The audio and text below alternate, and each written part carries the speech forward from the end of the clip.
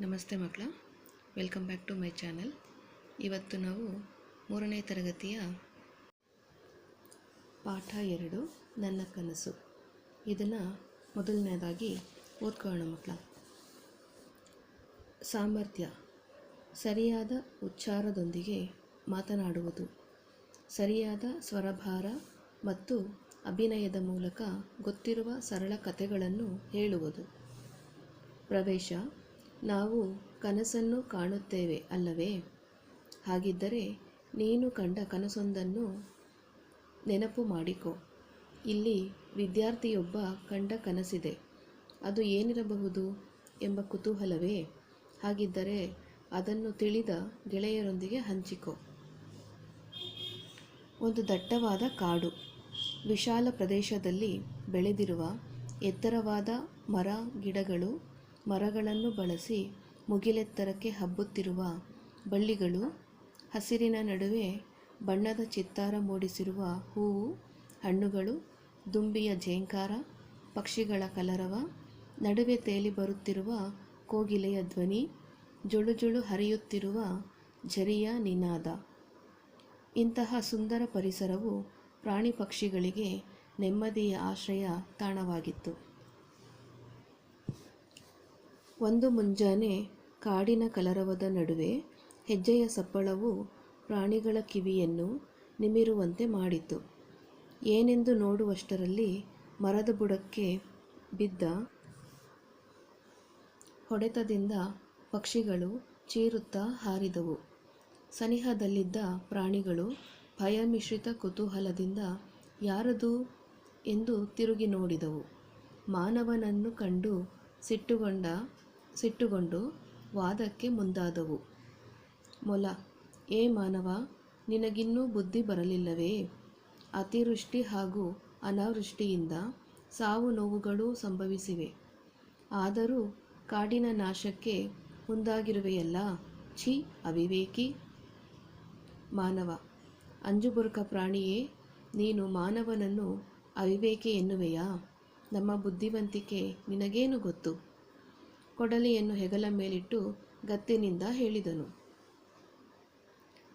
ಜಿಂಕೆ: ಹೇಳಪ್ಪ, ನಿಮ್ಮ ಜಾಣತನವನ್ನು ನಾವು ಸ್ವಲ್ಪ ತಿಳಿಯುತ್ತೇವೆ. ಮಾನವ: ಆಕಾಶದಲ್ಲಿ ಹಾರುವ ವಿಮಾನ, ನೀರಿನ ಮೇಲೆ ಚಲಿಸುವ ದೋಣಿ, ಹಡಗುಗಳನ್ನು ಸೃಷ್ಟಿಸಿದ್ದೇವೆ. ಇದಿಷ್ಟು ಸಾಕಲ್ಲವೇ ನಮ್ಮ ಬುದ್ಧಿವಂತಿಕೆಗೆ? ನರಿ: ಕತ್ತನ್ನು ಮೇಲೆತ್ತಿ ಮೂದಲಿಸುತ್ತಾ ಪಕ್ಷಿಯನ್ನು ನೋಡಿ ವಿಮಾನವನ್ನು, ಜಲಚರಗಳನ್ನು ನೋಡಿ ದೋಣಿ ಹಡಗುಗಳನ್ನು ನಿರ್ಮಿಸಿರುವೆ.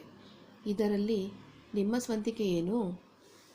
ಮಾನವ: ನರಿಯ ಮಾತಿಗೆ ಮಂಕಾದ ಮಾನವ ತೋರ್ಪಡಿಸಿಕೊಳ್ಳದೆ ಸುಂದರವಾಗಿ ಕಾಣಲು ಉಡುಗೆ ತೊಡುಗೆಗಳನ್ನು ಸೃಷ್ಟಿಸಿದ್ದೇವೆ.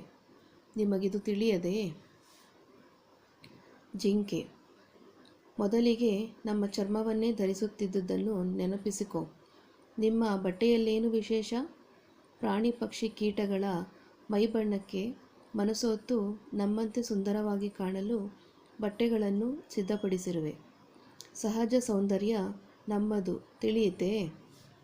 ಕೋತಿ ಕೊಂಬೆಯನ್ನು ಹಿಡಿದು ಜೋತಾಡುತ್ತಾ, ಜಿಂಕೆಯ ಕಣ್ಣಿನಂತಹ ಕಣ್ಣು, ನವಿಲಿನ ನಡಿಗೆಯಂತಹ ನಡಿಗೆ, ಕೋಗಿಲೆಯ ದನಿಯಂತಹ ದನಿ ಇರಬೇಕು ಎಂದೆಲ್ಲ ಹೇಳುವ ನೀವು ಸುಂದರವೋ ಅಥವಾ ನಾವು ಸುಂದರವೋ?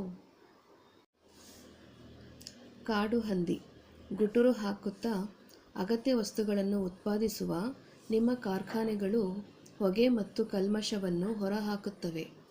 ಇದರಿಂದ ಗಾಳಿ, ಮಣ್ಣು, ನೀರು ಮಲಿನವಾಗುತ್ತದೆ. ಇದೇಕೆ ನಿನಗೆ ತಿಳಿಯುತ್ತಿಲ್ಲ? ಮಾನವ: ಪ್ರಾಣಿಗಳ ಒಗ್ಗಟ್ಟು ಮತ್ತು ಬುದ್ಧಿವಂತಿಕೆಯನ್ನು ಕಂಡ ಮಾನವನಿಗೆ ತಾನು ಸೋಲುತ್ತಿರುವುದು ಮನವರಿಕೆಯಾಯಿತು. ಆದರೂ ತೋರ್ಪಡಿಸಿಕೊಳ್ಳದೆ ಬಯಲಿನಲ್ಲಿ ವಾಸ ಮಾಡುವ ನಿಮಗೇನು ಗೊತ್ತು ನಾವು ಕಟ್ಟಿರುವ ಸುಂದರವಾದ ಮನೆಗಳ ಬಗ್ಗೆ? ಬಂದು ನೋಡಿ, ನಮ್ಮ ಬುದ್ಧಿವಂತಿಕೆ ತಿಳಿಯುತ್ತದೆ. ಕಾಗೆ: ಗೀಜಗನಗೂಡು, ಜೇನುಗೂಡು, ಗೆದ್ದಲು ಹುಳ ಕಟ್ಟುವ ಹುತ್ತಗಳು ಎಷ್ಟು ಸುಂದರ, ಸುರಕ್ಷಿತ. ಕಸದಿಂದ ಮಾಡಿರುವ ನಮ್ಮ ಸಾಧನೆಯ ಮುಂದೆ ಪ್ರಕೃತಿಯ ನಾಶದ ನಿಮ್ಮ ಸಾಧನೆ ಶೂನ್ಯ. ಪ್ರಾಣಿ ಪಕ್ಷಿಗಳ ಬುದ್ಧಿವಂತಿಕೆಗೆ ಮಾನವ ಬೆರಗಾದ. ಮಾನವ ಆಶ್ಚರ್ಯದಿಂದ, ನಿಮಗೆ ಇದೆಲ್ಲ ಹೇಗೆ ತಿಳಿಯಿತು? ಕೊಕ್ಕರೆ ಬಳುಕುತ್ತಾ, ನಮ್ಮಲ್ಲಿ ಕೆಲವರು ವರ್ಷದಲ್ಲಿ ಕೆಲವು ತಿಂಗಳು ದೇಶ ವಿದೇಶಗಳಿಗೆ ವಲಸೆ ಹೋಗುತ್ತೇವೆ. ಅಲ್ಲಿ ಗೆಳೆಯರೊಂದಿಗೆ ಚರ್ಚಿಸುತ್ತೇವೆ. ನಿಮಗಿದು ತಿಳಿಯದೇ? ಮರ ಸಹನೆಯಿಂದ ಆಲಿಸುತ್ತಿದ್ದ ಮರವು, ಏ ಮಾನವ, ನೀನು ಏನೇ ಮಾಡಿದ್ದರೂ ಅಥವಾ ಮುಂದೆ ಮಾಡಿದರೂ ಅದು ಈ ಪ್ರಕೃತಿಯ ಪ್ರಭಾವದಿಂದ, ಪ್ರಕೃತಿಯ ಅಂಗವಾದ ಕಾಡಿನ ನಾಶದಿಂದ, ನಿನ್ನ ಸಂತತಿಯ ನಾಶವೆಂಬುದನ್ನು ಮೊದಲು ಅರಿತುಕೋ. ಕಾಡಿನ ಸಂರಕ್ಷಣೆಗೆ ಮುಂದಾಗು. ಸಾಲು ಮರದ ತಿಮ್ಮಕ್ಕನನ್ನು ನೋಡಿ ಕಲಿ. ನೀನು ಬದುಕುವ ಜೊತೆಗೆ ಪ್ರಕೃತಿಯ ಉಳಿವಿಕೆ ನಿನ್ನ ಬುದ್ಧಿವಂತಿಕೆಯನ್ನು ತೋರಿಸು. ಏಳು, ಎಚ್ಚರಗೊಳ್ಳು. ಸಮಯ ಮೀರುವ ಮುನ್ನ ಎದ್ದೇಳು. ಅಮ್ಮ, ರಾಜು ಹೇಳೋ, ಶಾಲೆಗೆ ತಡವಾಗುತ್ತೆ. ಏಳು, ಎದ್ದೇಳು ಎಂಬ ಕೂಗಿಗೆ ರಾಜು ಎಚ್ಚರಗೊಂಡ ಹಾಸಿಗೆಯ ಮೇಲೆ ಕುಳಿತ. ರಾಜು, ಅಮ್ಮ ಅಮ್ಮ, ನನಗೆ ಕನಸು ಬಿದ್ದಿತ್ತು. ಎಂಥ ಕನಸು ಗೊತ್ತಾ? ಕಾಡಿನಲ್ಲಿ ಪ್ರಾಣಿಗಳೆಲ್ಲ ಸೇರಿ ಮರ ಕಡಿಯಲು ಹೋದ ಮನುಷ್ಯನ ಮನಃಪರಿವರ್ತನೆ ಮಾಡಿದವು. ಅಲ್ಲಿ ಎಷ್ಟೆಲ್ಲ ಪ್ರಾಣಿಗಳಿದ್ದವು ಗೊತ್ತಾ? ಅಮ್ಮ, ಹೌದಾ? ನಿಜವಾಗಿಯೂ ಇದು ಒಳ್ಳೆಯ ಕನಸೇ. ರಾಜು, ನಿನ್ನೆ ರಾತ್ರಿ ಕಾಡಿನ ಕಥೆ ಓದಿ ಮಲಗಿದ್ದೆಯಲ್ಲ, ಅದಕ್ಕೆ ಈ ರೀತಿ ಕನಸು ಬಿದ್ದಿದೆ. ನಾವು ಪ್ರಾಣಿಗಳಿಂದ ಕಲಿಯೋದು ಬಹಳಷ್ಟಿದೆ. ನೋಡು, ಆ ಕೋಳಿ ಕೂಗಿ ಎಲ್ಲರನ್ನೂ ಎಚ್ಚರಿಸುತ್ತಿದೆ. ಏಳು ಬೇಗ. ಮಕ್ಕಳ, ಈ ಪಾಠ ಓದಿರೋದು ನಿಮಗೆ ಅರ್ಥ ಆಗ್ತಾಯಿದೆ ಅಂತ ಅನ್ಕೋತೀನಿ. ದಯವಿಟ್ಟು ನನ್ನ ಚಾನಲ್ನ ಲೈಕ್ ಮಾಡಿ, ಶೇರ್ ಮಾಡಿ, ಸಬ್ಸ್ಕ್ರೈಬ್ ಮಾಡಿ. Thank you for watching.